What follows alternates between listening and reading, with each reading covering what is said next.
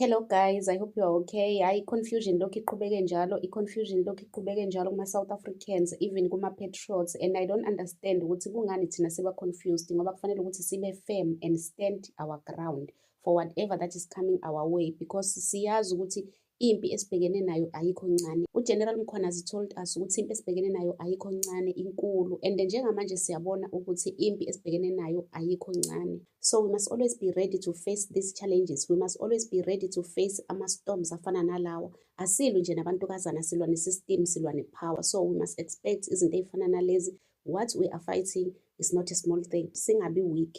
We must not allow them to come in between us and destroy us and our struggle. And you must know ukuthi angeke bakuthola ukuphumula bengakayi-destroy le as bedestroyile amanye ama-organization before le. So nje singavumi ukuthi bayi-destroye lento esesiyenzile, esesisebenzele kanzima kangaka.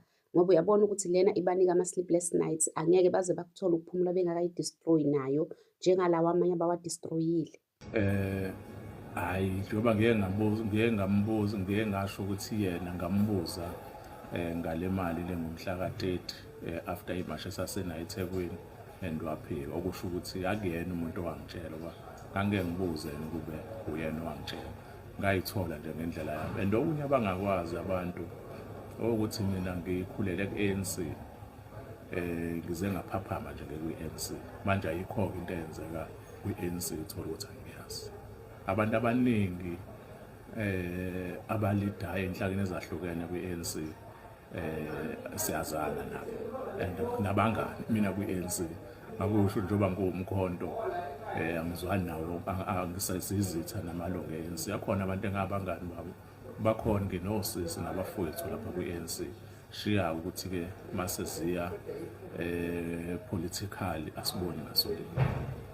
Hayi mina ngibona ngathi sekunomona phakathi kwangenela nepolitiki nenzondo egcineni.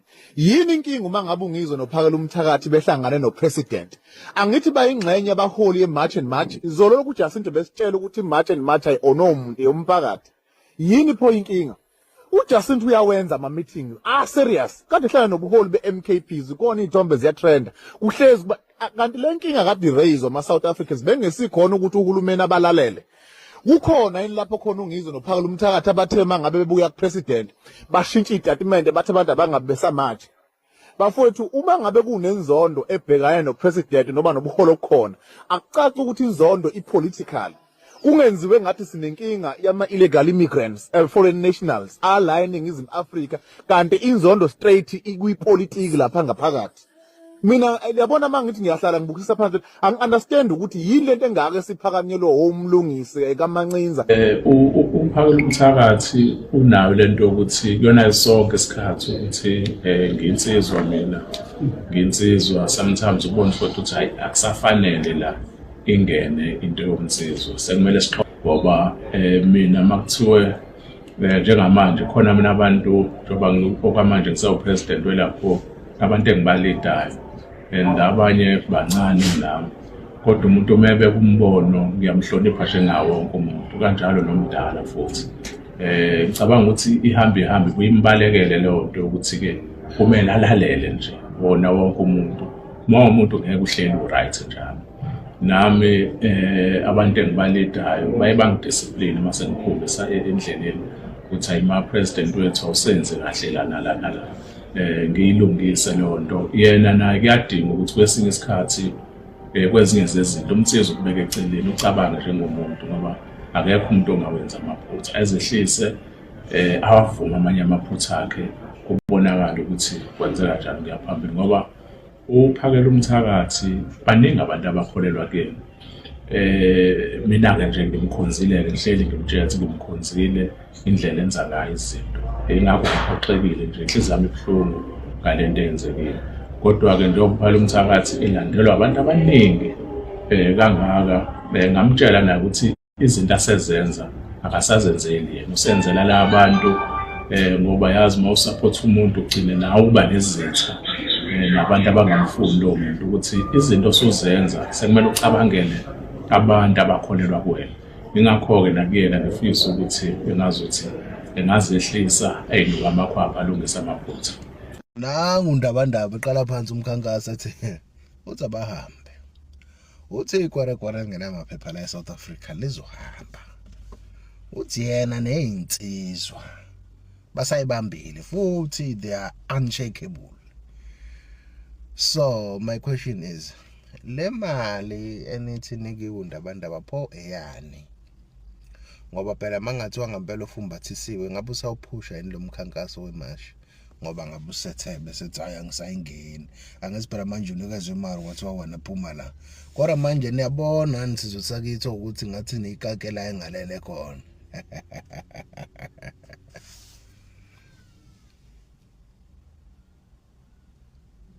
Ndabandaba bengakabuveza ubufakazi bokuthi wena unikwe intshontsho kwathiwa siyeka lo mkhankaso wemashi, mfowethu ngisamnawe nje Hi guys, as I said, ukuthi we have to be very careful ngalento as ama-patriots, and we have to be careful nangathi izinto esizikhulumayo nesicabangayo ukuthi if sifuna ukuthi lo mkhankaso uqhubeke, uma sifuna ukuthi ngempela abantu bokufika abangenamaphepha bahambe, izwe lethu libuyele libe yilokhu ebelikhona.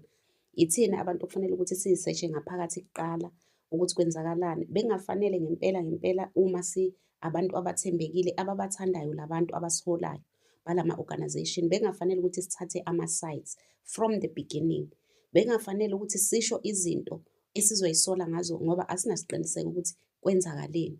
Njengoba ngishilo kwivideo engiyenzile izolo ukuthi mina bengoyithatha le mali kupresident, mangiqeda lapho ngim-expose ukusho ukuthi ungithengile ungiphe imali yokuthi ngiyeke umzabalazo. Ayikho into abasengayenza upresident uma ususe wam-expose, ngoba usutshela abantu, utshelwa izwe lonke ukuthi if kwenzeka into kuwena, vele uyena umuntu oyaziyo leyo nto ukuthi izobe yenzeke kanjani, ngoba uyena isitha sakho njengamanje okusukela wazokubribe wakunika imali. After that usuyabulawa, kusho ukuthi vele uyena. Angithi thina into esifunayo ukuthi kulunge izwe, into ekumele sifocuse kuyona thina ukuthi kulunge izwe. If behlehla bengasafuna ukulungiswa izwe, ilapho sobona khona ukuthi ngempela bathengiwe. Kodwa okwamanje ake singaqali siconclude, ake singaqali sijudge izinto esingekho sure ngazo. Because nomuntu okhulume lento okwamanje akasiniki evidence. Okwamanje usasitshela ngabantu abakwi-ANC abamtshelile ukuthi kwenzakalani. If yena yonke into ayikhulumayo uMancinza ukhulumiswa ukuthi vele abantu be-ANC yibo abamtshelile, what if labantu be-ANC abatshele uMancinza lento bebekhuluma amanga? What if le evidence athi ikhona yiyo yona le ayishoyo ukuthi utshelwe abantu abathembayo from the ANC?